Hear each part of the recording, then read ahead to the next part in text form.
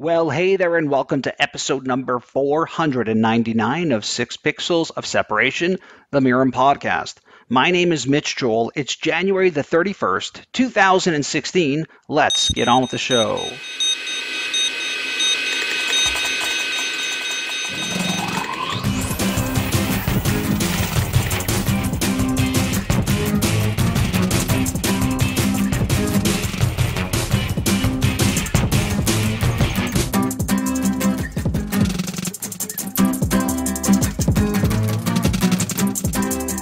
So, who are you and what do you do? Karl, I'm a professor at McGill University and also on the faculty at Oxford. And so a couple of interesting things. I'm writing a book on introverts in the executive suite called Quiet Leaders. And I'm also finishing off a book on millennials about how people under 35 are postmodern, therefore must be managed differently. All right, well, here we are. We're actually in Montreal in my office. I don't think in 500-ish episodes I've ever had someone in my office. So you're here, Karl. Well, I spent $10 a cab getting here, so no, it's nice. It is a beautiful office. Gorgeous view outside of the windows of the old architecture in old Montreal. So I am jealous. Good. Well, we're happy to have you. So those are two really divergent areas of discussion that I think are relevant to people listening to this. Let's start off with this idea of the introverts and the extroverts. So I always came from a place of understanding that extroverts were always the leader, that you have to have a lot of these extrovert skills as some sort of anchor of how we would define success. My friend, someone you know, Susan Cain, I think she very much commercialized this idea of introversion as an ideology. It happened before, but I think she brought into more of a mass popular cultural zeitgeist. Now you're sort of taking this idea of her book, Quiet Leaders. Can leaders be quiet?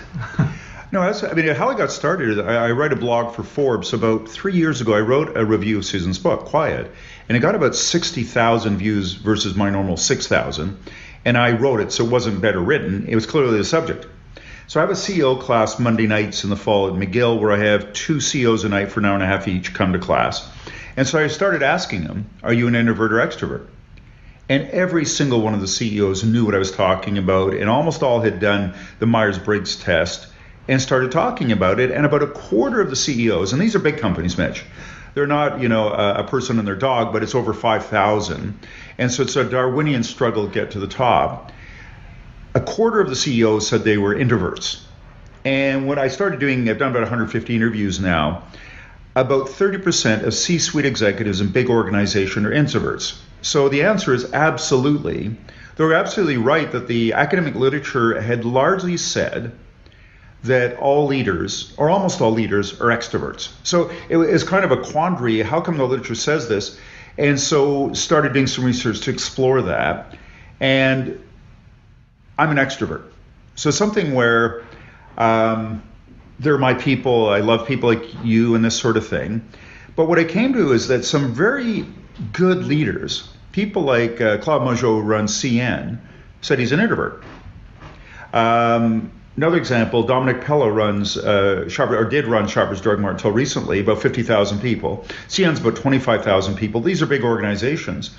And what we started seeing is that introverts have tremendous strengths that are very valuable on senior teams, and we need more of them on our senior teams. So I want to cycle back now because you're at McGill, and so you're teaching the young and impressionable, as I say, or they're probably have already had their impressions made and now they're going to the next level. But my experience has been that primarily education facilities are trying to turn people into extroverts. The actual activity of school of, get up and do performances, everybody has to participate. There's a lot of sort of pushing towards breaking someone out of their shell, as it were, which was, I think we use breaking out of their shell as sort of the refutal of introversion as a thing even. Well, it's interesting because you look at the Harvard Business School where they do 800 cases in the MBA, and it's every class, every day is a case, where it really does favor extroverts. And I went to Harvard and I talked to a bunch of people in there, after I had, and it's still the same sort of thing. I have 3 students that I've taught doing their MBAs at Harvard right now. And it's something where you got to jump in right away, you got to be clever, you got to be witty, you got to be quick, which is the typical strength of an extrovert. So what I try to do in classes is that if people are introverts, I say, look, I'm not going to call on you right away. I won't embarrass you. So I ask for volunteers rather than calling on people, which means that the introvert, one of their great strengths is they actually think before they speak, which strikes you as something you would teach your kids and probably your mom and dad taught you, and makes perfectly good sense. Where an extrovert can be very clever and very articulate, but might be making it up rather than actually based on facts analysis. So the introverts, I give them a bit of time, and they tend to have better, more fully formed ideas because they actually think about it and they look for information and data and they do analysis rather than just jumping off. Now, one of the strengths of an extrovert is I create ideas. I go see a colleague and I'll bounce off the wall with ideas. Some are dumb, I agree. Most are dumb, but it's the one or two good ones, which are the ones I care about. I really don't care the dumb ones. But I go to some colleagues and I'll go down and spend 15 minutes with them bouncing off the walls, and then I'll say, Dora, that was really helpful. And they'll say dryly, Karl, I didn't say a word. But it's because of the nature of how an extrovert thinks. So education, when you're doing presentations, actually introverts can be very good presenters if they are competent and they've had time to think about it and they're ready to go up there because they actually know what they're talking about and they're passionate to share it and they forget about themselves. But that quick off the top sort of thing, cleverness, tends to be more of an extroverted trait, but there's a shallowness to it. So the strengths extroverts have also have a weakness to them often, and it's the same with the introverts. They have strengths which are often a weakness. So I think we're getting a more balanced view, a more nuanced view of what we want on our teams. It's interesting because there's the old saying that the squeaky wheel gets the grease, and I mean that is literally what we're talking about here. Is that the attention does go to the people who often shout the loudest, or who can communicate the best, or who are quick to raise their hands, and we look at them and go, "Wow, look at them," and we tend to look at the introverts. I'm not going to say in a negative way because I think there has been negative perceptions, but in a less than way. Like, why are they like that? Which is unique because if you study introversion, I've read your work and obviously stuff that Susan Cain's done, she's a friend of mine, you really see that you need that deep reflection, that those are the people who are actually creating very unique things in our society. Well, sometimes you need that deep reflection. Sometimes, so like one of the strengths of extrovert, they tend to have energy, they bring excitement, there's a sense of, yay, I want to follow this person because there's something I want excited about. Where an introvert tends to grow on you, and they're not as flash in the pan, but they grow on you, but it tends to grow over time. You say, hey, this person actually knows what they're talking about. They may not have the energy and the enthusiasm, the extrovert, but they have real strengths, and the idea is that we need both those strengths. So I interviewed Claude Majot, runs CN, introvert. He says when he leaves his floor on the Le Gauchetière, just around the corner from here, he puts on his game face and acts like an extrovert because he's CEO. So what does that mean? Is that when he gets on the elevator, an introvert might look at their feet and just be lost in their own thoughts. Whereas a CEO, you got to get on the elevator and you say, good morning, Mitch, and what the weather out there, and you chat. I know your name. I say something nice, I smile at you. Otherwise, you're going to go, he hates me, he hates my ideas. I'm going to send my resume to the competitor. It's an overreaction, but that's human nature for you. So what he recognizes, CEO's got to act a certain way. He's got to go give a speech that troubles, that calms troubled waters sometimes and says, it's all right. We're going to beat off CP. It's all right. It's going to work out. So that's something that he acts like an extrovert because of the role he's in. Now, what I've argued that as an extrovert, when I leave my office, I don't have a floor, I've got to put on my game face and act like an introvert to be an effective leader. Now, one could argue, wait a minute, I've got to be authentic. I've got to be myself. Well, that's fine. If you're not willing to be flexible, that's fine. You just can't be a senior leader. So, interesting question is, what does it mean that I should be like an introvert? So you go back and say, what are some of the strengths of introverts that are absolutely valuable as a leader, as a manager? One is they listen better. They don't need to dominate. So you and I enjoy giving speeches, and you're very good at it. I enjoy being in the classroom. I give speeches too, where we don't mind being 1,000 people watching us. We kind of, and we're good at what we do, hopefully, and it's fine, where we like being the center of attention. But as you get more senior, you should put the spotlight on other people. And you do here as president of Mirum, that you put the spotlight on the junior people who have done great work, and If it's still all about you at your age, Mitch, we think that's sad. And so the matter of being a better listener, of putting the spotlight on other people, are two strengths of introverts that extroverts sometimes wrestle with, but we need to do that to be effective leaders. But from a professorial standpoint, is it healthy that the CEO has to put on this quote-unquote game face because it might lack authenticity? It's sort of like is there a torment when you're doing this? Is there like, this is not me, but I have to do this, and there's a disconnect because it can be perceived as being like they're not like that. Well, and some people can't do it for sure. And if you can't do it, what you should do is just don't worry about it. And you can't handle it. But what we're arguing is that for most people, you can learn to play a part, to be an actor to some degree in a way that's acceptable and appropriate. And part of it is called growing up. That when you have kids, at a certain point, you're no longer Mitch, you're Jamie's dad. All right. And it's probably 8 or 9 or 10 years old because they don't know who you are, but they know who the kid is. And at a certain point you go, wait a minute, I'm more important than Jamie. I make more money, I have more education, I'm older, I'm more important. You go, calm down. It's good that you allowed to deflect the interest. So I think it's a natural part of getting older is saying there's a certain role I got to take on. And you might do it at home as a spouse, as a parent. You take on a certain role. And if you don't want to do that, that's fine. But I think we accept that as the leader, I've got to act a certain way. I need to grow into it to be authentic, where I really mean I'm pleased about younger people doing well, and I really mean that I want to put the spotlight that I'm so proud of them. So are you going to a space right now where you're saying, fine, you're an introvert by nature, nurture, it doesn't matter, it's nature and nurture both, and regardless of that, as a leader, you have to be successful, have certain aspects from both sides of those and encourage that sort of senior corporate development? Is that where you're going? Like it needs to be balanced. You have to know and accept who you are, but balance. Well, you need to know and accept who you are, because it seems from the brain research there's a certain amount of hard wiring. That what the central difference between extrovert and introvert, and there's ambiverts in the middle, is how much stimulation they can take before they got to sit and reflect and think. Right. So extroverts can take a lot more stimulation before they need to go, enough is enough. So I teach 9 hours on Monday, and at the end of the day, at 9 o'clock, I just want to have a glass of wine and read the newspaper. Enough. Even I can't take it. But introverts need to more quickly stop and reflect and think. So that's kind of a hard wiring part. So you need a bit of flexibility. I also think you think about it as a team. So you have a team here at Mirum, and you go, well, I want to have a mixed group of people. Some are everybody's got to be creative. Right. But you're saying, I don't want everyone just like me, because I already got my act down. I understand what I'm thinking. What I'm looking for is people... Someone whose strength is my weakness, someone who has other skill sets that I can't. Well, one is we look at gender diversity, and that's an easy one to spot, or maybe racial diversity or language here in Montreal.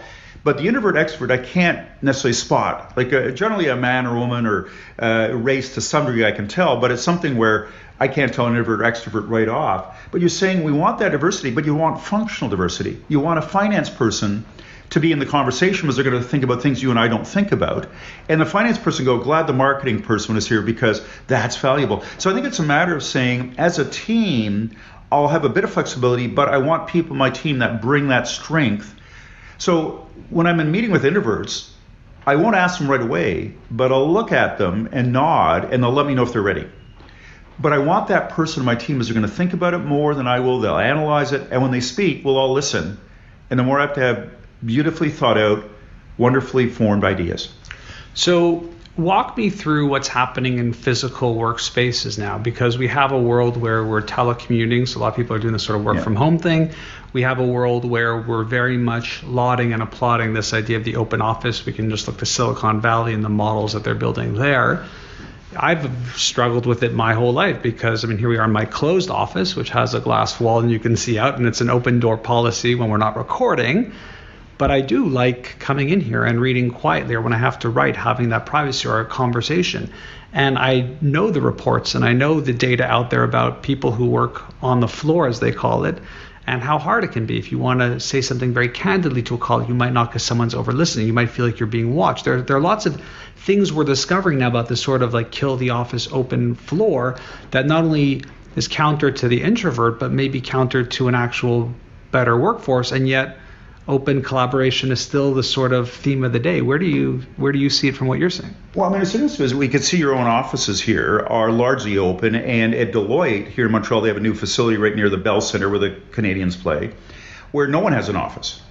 And partners, and everyone's got a reserve somewhere, and you're there for the morning, and then it goes into someone else. And there's very few offices.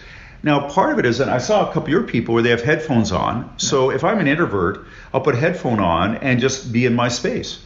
And people will recognize that and not bug me unless it's really important. Where extroverts will draw energy from other people. So I think what you do is in that context, you provide some offices so people can go work, or you go down to Starbucks, or you work at home. So I think people are evolving that how to work based on their introverted or ambivert or extroverted personality to some degree. Now the privacy moment, where that's why we have offices. If I need to fire someone or give them some negative feedback, I'll do it privately so they're not to embarrass them. But it doesn't work, because you say to someone, hey, Karl, come with me, we're going to step inside here, and that becomes the sort of branding. It's like you got called to the principal's office, right? And so where I'm getting at is I'm wondering if, based off of the things you're looking at, has this shift in physical space worked out, or has it not worked out based off of your assessment from your years and experience? Well, I think it's a mixed story. Part of it, just financially, it's a great savings, because if you're a consulting firm like Deloitte, where your consultants should be with their clients most of the time, it saves a lot of money, and it tends to be downtown expensive space. But I think it's more challenging for introverts at time, where just closing the door and really thinking is what I want from you, because I know if I give you that time and don't bug you, you're going to get a lot more done, which is in my own self-interest. But I think this move to have flexible hours, to work at home, to work in a Starbucks or Second Cup or whatever it is, I think that's a way that's made it less of a problem that would have been 5 years ago. Right. One of the other aspects that I really enjoyed when I was reading about your work on this space of introverts was this idea that when you have an introverted leader, they work in smaller groups. And you talked about earlier this idea of reflection. They will have their information in advance. They'll be almost more prepared. And it sort of really lit me up hearing that. Like, it really got me excited, because we tend to think like, oh, you have a big office. We have 2,000 plus people in 20 plus countries.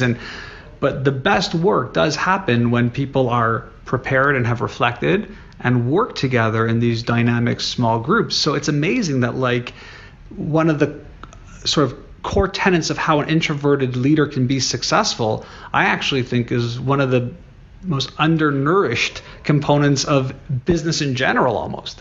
Well, and it's something I think as an extroverted leader, I would want to say, look, I got to learn from that and spend a bit of time in the analysis. But I had an hour meeting with 4 research assistants that are helping me write a bunch of blogs on introverts and extroverts.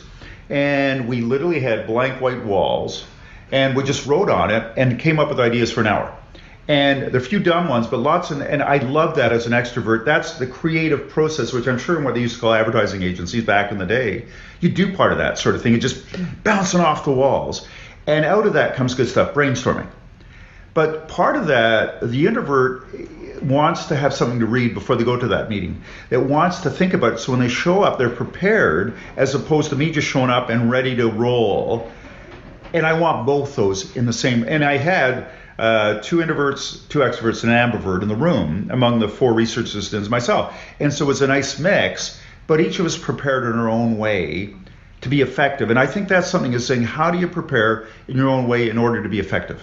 So I want to take one step back before we talk about millennials, because I'm still fascinated with this idea that you talk about, the sort of game face.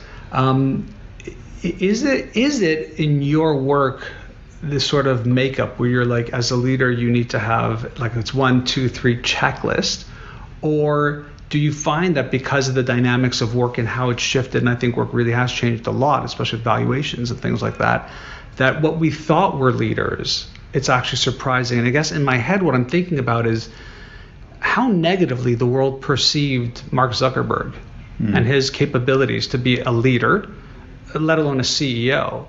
And while it might be an anomaly, I would say, wow, did he prove everybody wrong, and continues to do so as he grows and develops what Facebook is. I mean, he feels to me almost like the anti-leader or the anti-CEO, yeah.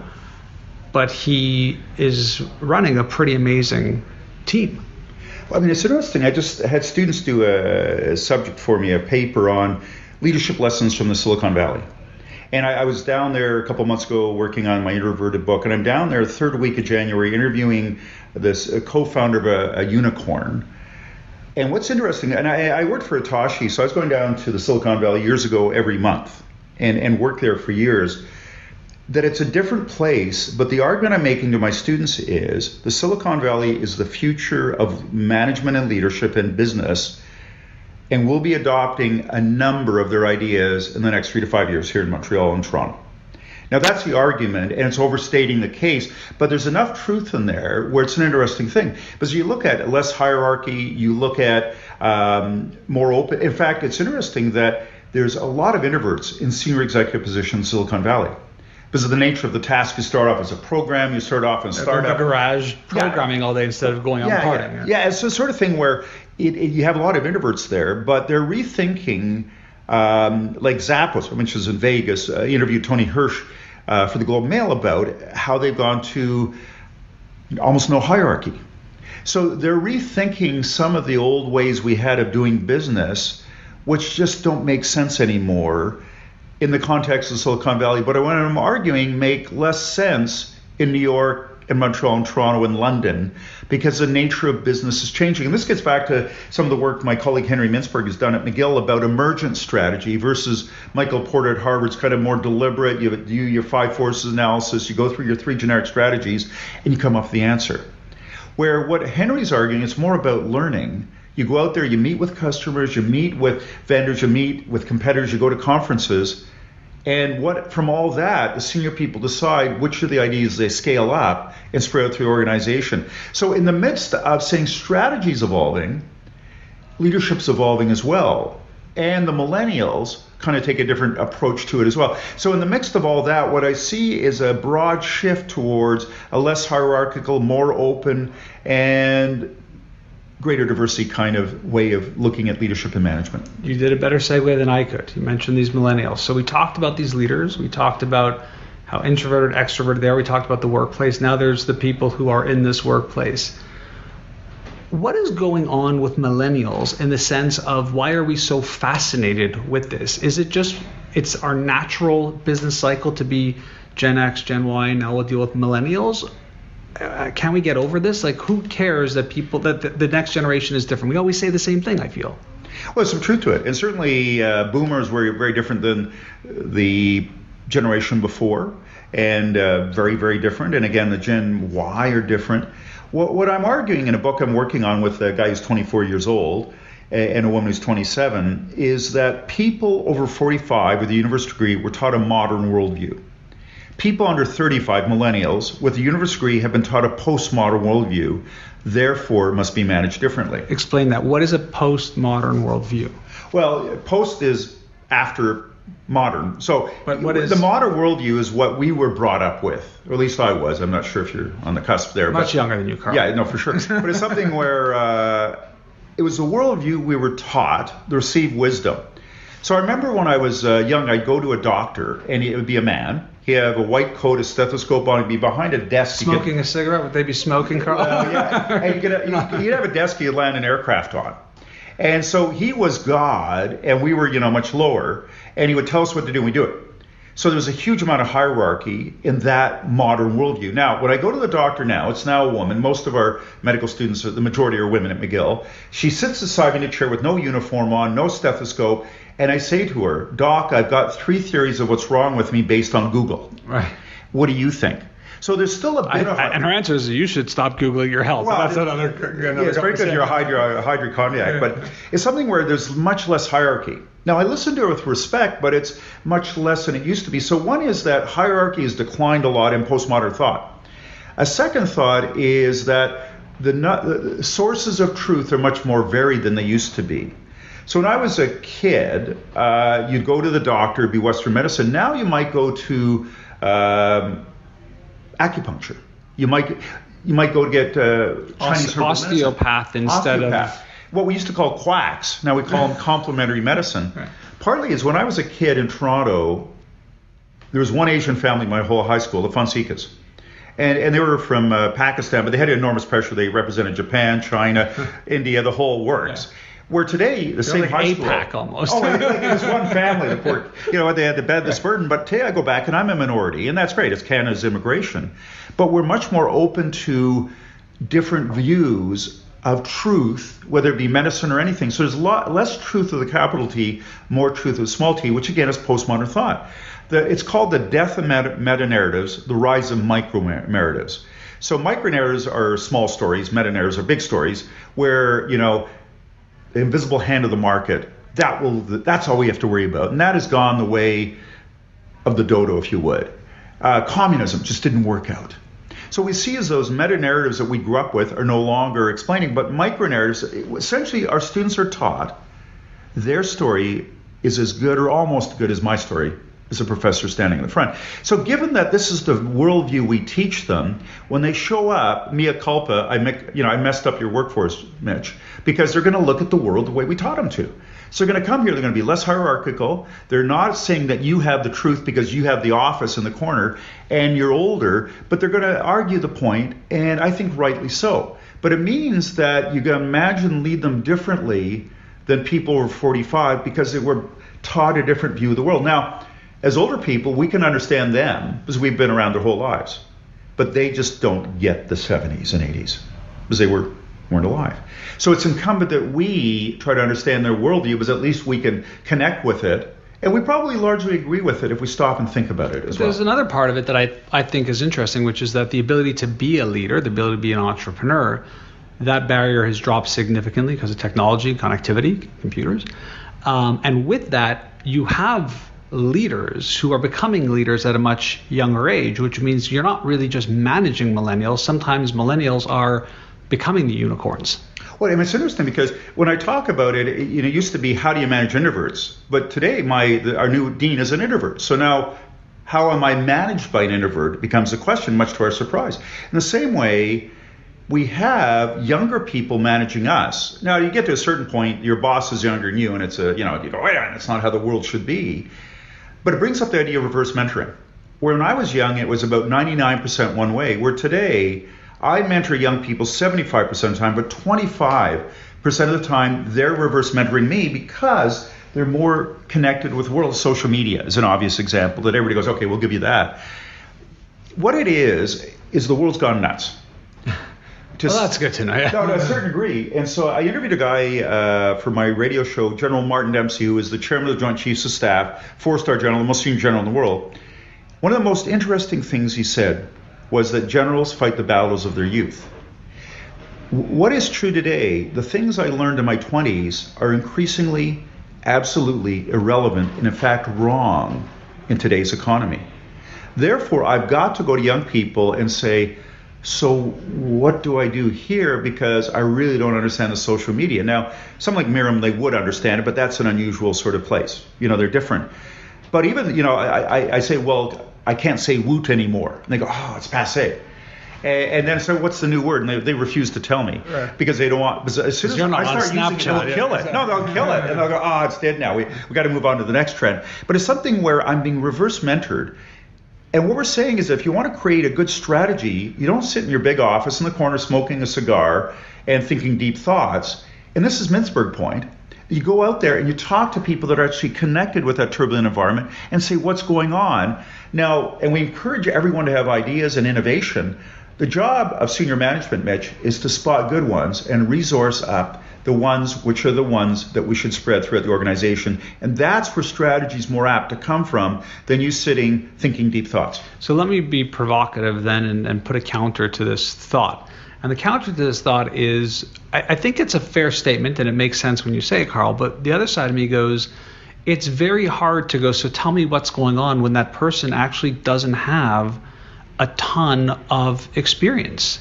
So they might be worldly, they might be connected, they might be very fast with the internet, are able to find things.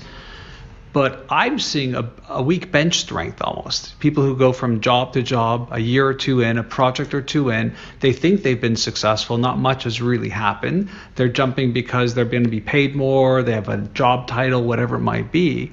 And I'm not really projecting on my business. This is peers and being out in the world.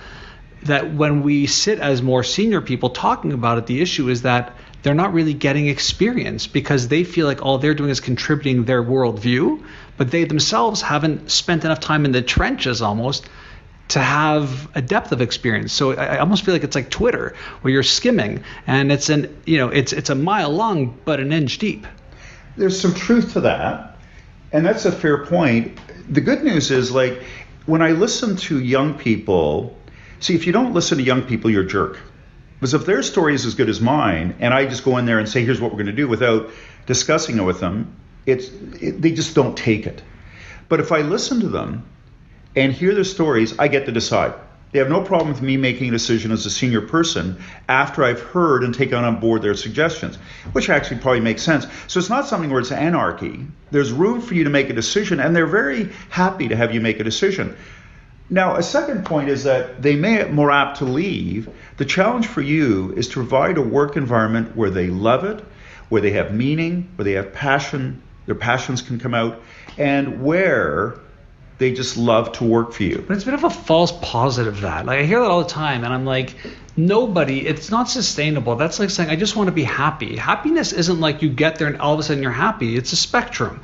You're down, totally depressed on one side, extremely thrilled on the other. Life pretty much happens in the sort of shades of that. It goes back and forth. And I do find that desire, that millennial desire, which I hear all the time, I feel like it's unfulfillable almost. And that's the problem. That's where you lack the experience, because it is in the hard parts or the parts where you're not sure, where you have breakthroughs. You write, I write.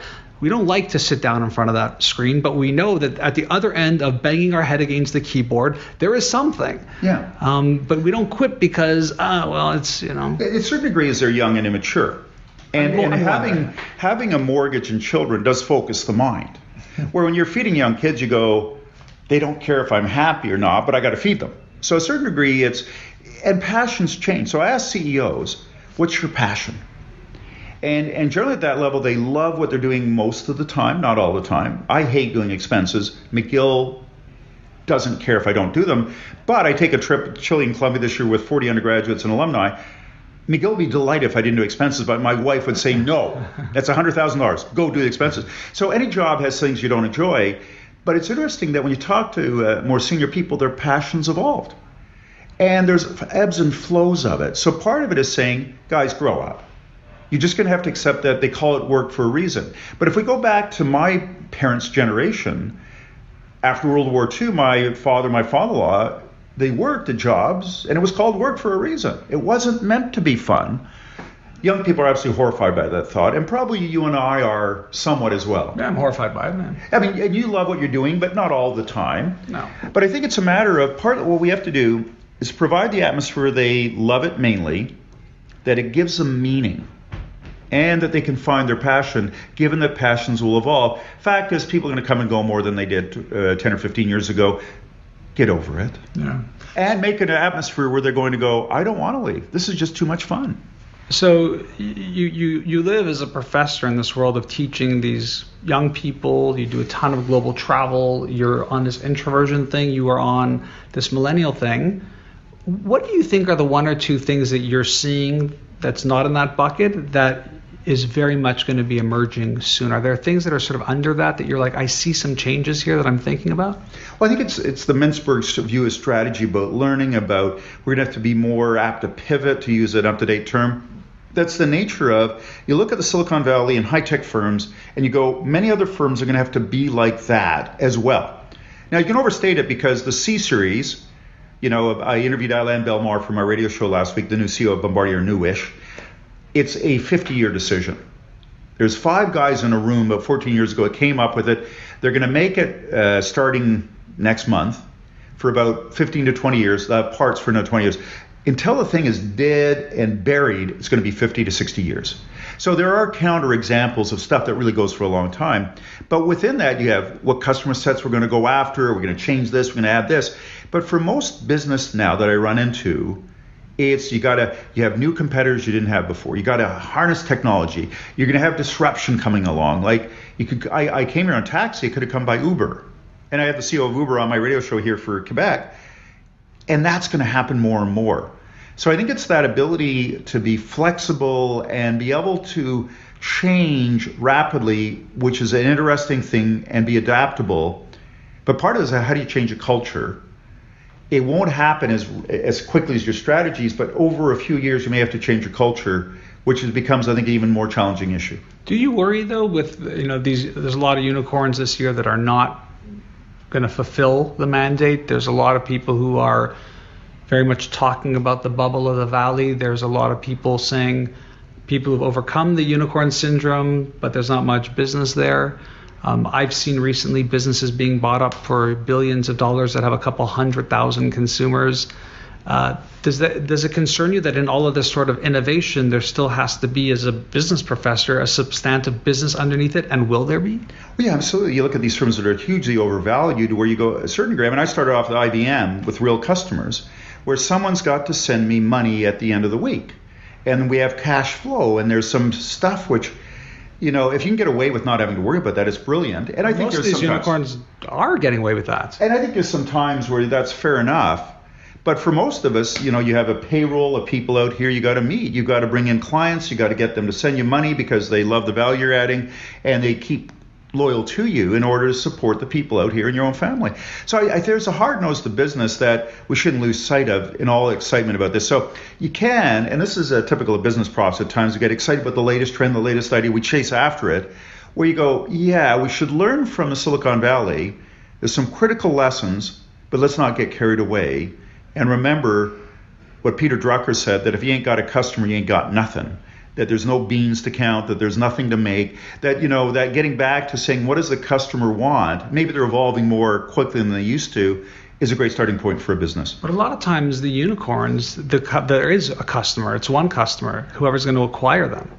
Like that's a sort of new thing too, that these businesses are being bought with only one customer in mind. Who's going to acquire them? Well, I had a Chinese executive program here last week, and we went out to visit a company here in Montreal, a friend of mine, and he sold the company the week before, made a lot of money.